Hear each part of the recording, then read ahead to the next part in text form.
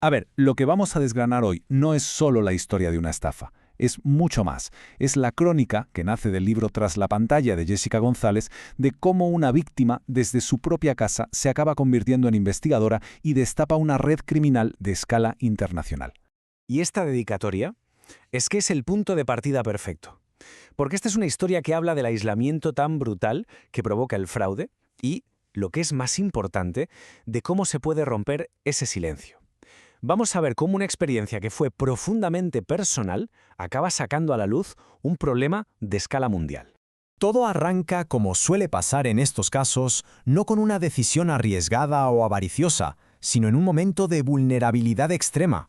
Es que se junta todo, una auténtica tormenta perfecta. El marido de Jessica, que es camionero, sufre una caída, varias vértebras rotas. Y eso le aparta de la carretera para siempre. Casi a la vez, a ella le diagnostican una enfermedad crónica que la deja sin empleo. De un día para otro, dos personas acostumbradas a trabajar se encuentran sin un solo ingreso, con deudas que no paran de crecer y con un miedo que lo inunda todo. Sin ellos saberlo, se habían convertido en el objetivo ideal. Y este es un punto clave, de verdad. El cebo que los atrapó no fue la promesa de hacerse millonarios de la noche a la mañana, para nada. Fue algo mucho más sutil, pero muchísimo más poderoso. La promesa de poder mantenerse a flote, de encontrar un poquito de estabilidad cuando todo a su alrededor se estaba desmoronando. Ahora vamos a meternos en la anatomía del engaño, porque nada de lo que ocurrió fue casualidad. Fue más bien un teatro meticulosamente diseñado que se alargó durante más de un año. El proceso es de una paciencia que asusta. Empiezan con un depósito pequeño. Durante un año entero, una supuesta asesora, una tal Eva Edwards, llama todos los días. Y no para presionar, sino para enseñar, para explicar, para convertirse en una voz familiar, de confianza. Mientras, en la pantalla del ordenador, los números van subiendo, lento pero constante.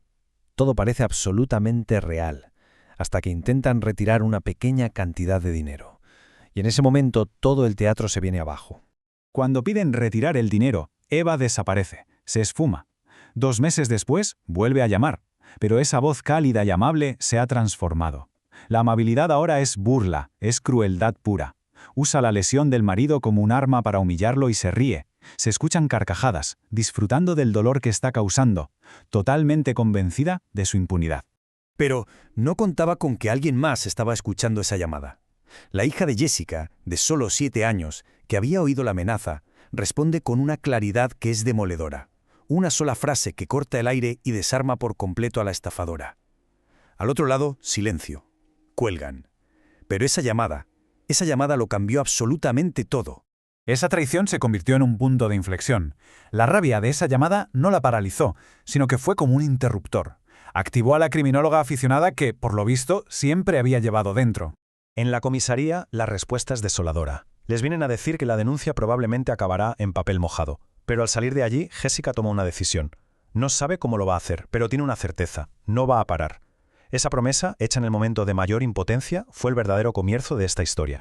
Y aquí se produce el cambio de mentalidad. El miedo se transforma en acción.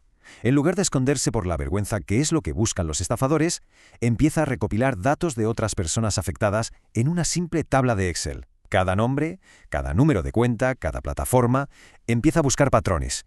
Y entonces llega el gran descubrimiento. Al comparar todos los datos se da cuenta de algo increíble. Víctimas que estaban en plataformas con nombres totalmente distintos estaban haciendo transferencias a las mismísimas cuentas bancarias. O sea, no eran estafas aisladas, era una misma organización con un montón de disfraces. Acababa de encontrar la cabeza de la hidra. Y el rastro no conducía a un grupito de delincuentes de poca monta. No. Llevaba una operación a escala industrial, una auténtica fábrica de fraude que tenía un nombre: Milton Group. Milton Group no era una operación local, ni mucho menos. Su alcance era global. Tenían una red diseñada para estafar a ciudadanos en más de 21 países, cruzando continentes y jurisdicciones con una facilidad que da miedo. La escala del robo era masiva. Para que nos hagamos una idea, solo su oficina de Kiev, en Ucrania, se embolsó 71,5 millones de dólares. Y no fue a lo largo de muchos años, fue en un único año, en 2019. Pero la cifra total es todavía más abrumadora. Se estima que todo el fraude generado por Milton Group en solo unos pocos años supera los 3.000 millones de euros. Una cifra que es casi imposible de imaginar. Y por dentro es que funcionaba como una empresa. Imaginaos, cientos de jóvenes en un centro comercial de Kiev, con sus auriculares, siguiendo guiones preparados para cada tipo de víctima. Celebraban fiestas de fin de año y daban premios a quien más dinero hubiera conseguido robar. Era una estructura corporativa al servicio del crimen. Y este guión interno, que se filtró gracias a un informante, revela un cinismo calculado. Un operador le dice estas palabras a una de sus víctimas mientras, nada más colgar, presume ante sus compañeros de que ya le ha robado 6 veces. Pura manipulación emocional a escala industrial. Entender estas historias, como argumenta el libro, nos obliga a replantearnos quiénes son las víctimas y, sobre todo, sobre quién recae la culpa. El libro desafía directamente esa narrativa tan fácil, la de culpar a la víctima por ser codiciosa. Pero la realidad de las víctimas que Jessica fue encontrando por el camino era muy distinta. No estaban buscando lujos, estaban buscando soluciones. Pensemos, por ejemplo, en esta historia. Una mujer que invierte la indemnización de su accidente no para ella, sino con el sueño de construir un centro para otras personas como ella. ¿De verdad eso es codicia? ¿O es la esperanza de crear algo bueno a partir de una tragedia? Pues bien, las mafias explotan precisamente esa esperanza. Y esta es, para mí, la idea central. Jessica lo formula de una manera muy potente. Cuando llamamos codiciosa a una víctima, le estamos haciendo el trabajo a la mafia. La vergüenza que generamos es su mejor escudo. Es lo que les permite seguir operando en silencio, porque impide que las víctimas se atrevan a denunciar. Y así, esa promesa que se hizo a sí misma al salir de la comisaría se convirtió en Victifin, una plataforma que nació de la rabia, sí, pero que se construyó con datos y con colaboración, para dar información, apoyo y, por encima de todo, para que ninguna otra víctima vuelva a sentir que está sola en esto. Al final, el libro defiende que la educación es nuestro escudo principal, pero nos deja en el aire una pregunta clave de cara al futuro. En un mundo donde la tecnología del fraude es cada vez más y más sofisticada gracias a la inteligencia artificial, a los deepfakes, ¿de verdad va a ser suficiente con estar informados para protegernos? La respuesta, la verdad, es que todavía está por escribirse.